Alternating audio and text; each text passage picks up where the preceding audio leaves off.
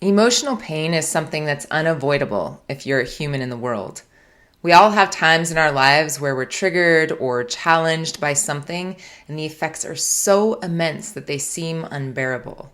The pain of losing someone or something of great value, the pain of rejection by another person or abandonment, the pain of experiencing or witnessing traumatic events, the pain of resulting depression or anxiety, stress or lack of meaning, the pain of incessant thought patterns, self-criticism, and even the rumination of all the pain.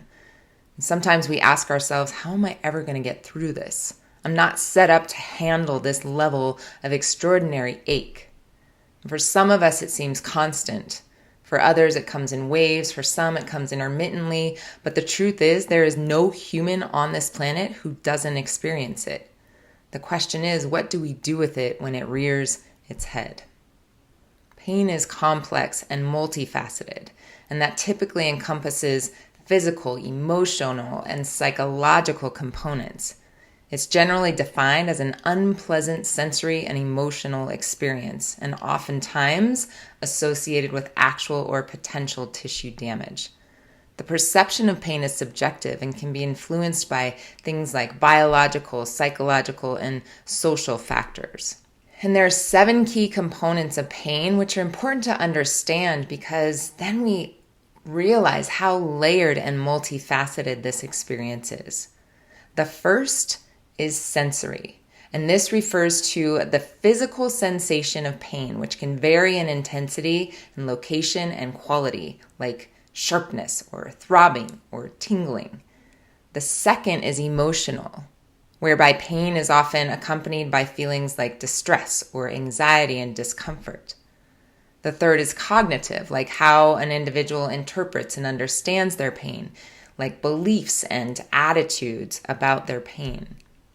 And then there's behavioral, where you have the specific actions taken in response to pain, such as talking to someone or resting or seeking medical help or even avoidance. The fifth is contextual, which relates to environmental and social factors like support systems and cultural attitudes towards pain. And next we have epigenetic, which draws on connection to pain through our lineages and ancestral lines, and it's often overlooked. The intensity at which our ancestors experienced pain is something that is carried through the codes of our DNA and plays into how we interpret and experience pain in this lifetime. And then lastly, we have energetic, which is connected to the understanding through quantum physics that we are all interconnected through a subtle energetic field, and that energy takes form within our bodies during painful experiences. And that form gets reinforced every time we get triggered, and those neurological pathways get fired that originated in the pain. Whew. So that's a lot of layers we're managing within the suffering, which makes navigating it very complex. So the question is, what do we do with it when it shows up? When it arrives so intensely and takes residence in our bodies and minds and hearts and souls, what do we do? And many times the default response is to escape. Our brains are wired to get out of the pain or get away from it. It's not fun. It's uncomfortable. Quite frankly, it sucks. And we say, how do I do this? I do not want to be here. That's understandable. Who wants to be in pain? Who wants to be suffering? Let's take loss, for example. The pain of losing someone we love unexpectedly is often unbearable. The pain of the grief we feel from the hole that is left is too much. So what do people often do? Try to escape it. Through distraction like the phone or staying busy or overworking, we escape through numbing like food and alcohol and other substances, scrolling, watching TV, something to take our minds off the pain. When we approach friends with pain, we say, hey, let's go do something so we can take your mind off of it. We're trained to completely avoid the pain. Same thing with heartache, breaking up with someone, learning through experience that you can't trust them, or perhaps you're just falling out of love with them and grieving the memories, or being on the other side of that, breaking someone's trust. dropping us into feelings of unworthiness and so on. Emotional pain is real. But the truth is, the way we've been trained to handle it is keeping us in a spinning loop of self-sabotage. We feel pain, we run or distract or numb, and we fake feeling better, and then it hits again, but it adds another layer of delusion and repatterning, and we continue to keep ourselves in the pain body and avoid dealing with it. So what does it do? It manifests in various forms. It creates dis-ease in the body. Everything from muscular tension to autonomic nervous system dysregulation, shallow breathing, holding the breath, digestive issues, immune system issues, spikes in cortisol, insomnia, outbursts, postural issues, and then those symptoms like headaches and dizziness and chest pain show up. The connection between the mental, emotional, physical, and spiritual body cannot be denied. So the question remains, what do I do with it? It's not fun. It's not comfortable. It sucks. What do I do with this pain when it comes? And addressing the root of pain in psychology often involves therapeutic interventions such as cognitive behavioral therapy or CBT, mindfulness practices, trauma-informed care, and sometimes medication depending on the underlying causes and individual needs. And I absolutely champion and support the guidance of experts, or I wouldn't be a coach. But I also believe that we carry the power to address it within ourselves should we want to take this path. Teachers and elders like Thich Nhat Hanh and Eckhart Tolle speak of pain and sorrow as a practice of loving kindness towards yourself. Meeting and embracing the pain is the way through to creating alignment. And the bottom line is, as hard as the pain is, we must face it and we must move toward it versus run away from it. We must move through it rather than around it. And the first step is to pause, to be fully with it, to become fully aware of it, and become the witness to it. You are the one that is noticing the pain. You are the one who is being a witness to it. So the first step is to de-identify yourself from the pain and remember that you are that person who is resourceful, who is already whole, who is experiencing the pain. And this concept comes from Michael Singer, who wrote Untethered Soul. It's a brilliant book if you want to read it, but we have to remove ourselves, de-identify from the pain and meet it as if we're looking at it as a separate entity. This helps us build our sovereignty. And mark this point in the video because you can come back to this when you're in the middle of it to remember what to do when it shows up. So first, witness. Without labeling as a feeling or an emotion, without naming it as grief or rage or fear or terror, just notice where it sits in your body. Close your eyes and identify the location. Understand or start to connect to the felt sense in the body. Is it warm? Is it cold? Is it tight? Is it tingly? Is it fluttery? Is it stingy? Get really detailed how you would describe it in a sensory way, detached from emotion or feeling. Then give it a shape and a color. What is it like? What form does it take? What color and texture does it have?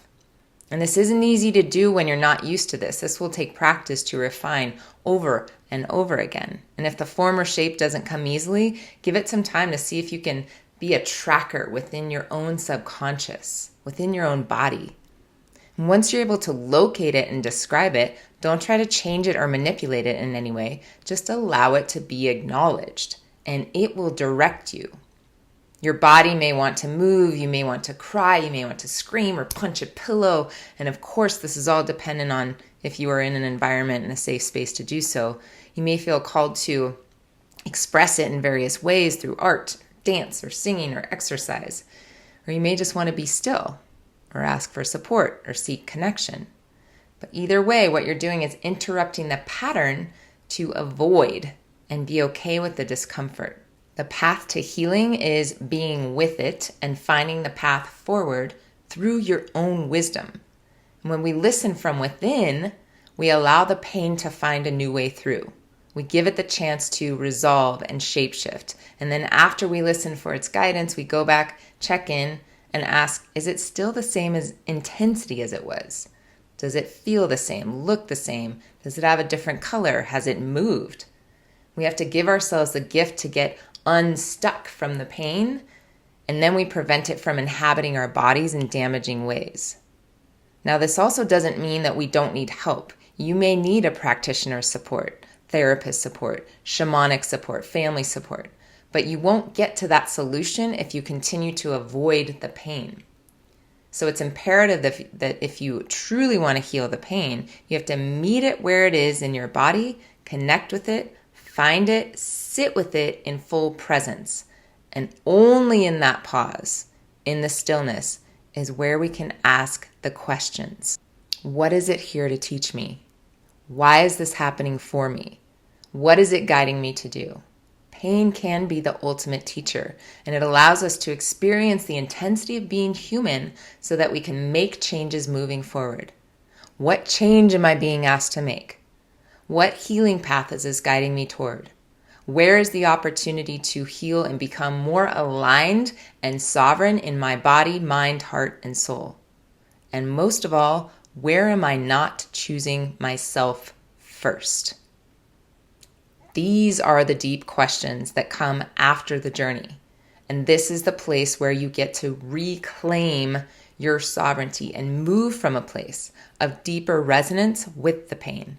This is how you partner with the pain and create something new. You move into the role of creator and realize that you already have the power to make a new choice. And so from this place, you gather resources, you gather support, and all the motivation you need to do something different. Even if you're in a really challenging and limiting situation, you can still put this into play. The power of potential lives in each of us. Not one individual on this planet is without it. This even goes for those who are in really severe situations. If you've ever read Man's Search for Meaning by Viktor Frankl, he writes about this from his experiences in the Holocaust and in a concentration camp. How do you take a situation that is as dire and painful as it can be and turn it around to work for you? This is the power that lives within each of us. And so I've offered several journaling prompts in a resource below, and if you need support through this process, book a session with me. I offer power coaching sessions where we sit down and address what's keeping you stuck in the pain. And I also offer energetic alignment sessions so we can start to understand the underlying source of the pain and start to work with the energy that's creating dis-ease. Either way, reach out, drop a comment, send me a message, find support if you need it. But the biggest takeaway from this video is that you understand that pain is actually your gateway through healing. It's your gateway to level up. It's showing up for you for a reason that you can tend to yourself in a different way and create the change in the future that's going to keep you more aligned in a life that is truly about thriving and expanding and being your most authentic, incredible self. So my wish for you is that you walk with ease and always know that you have a choice.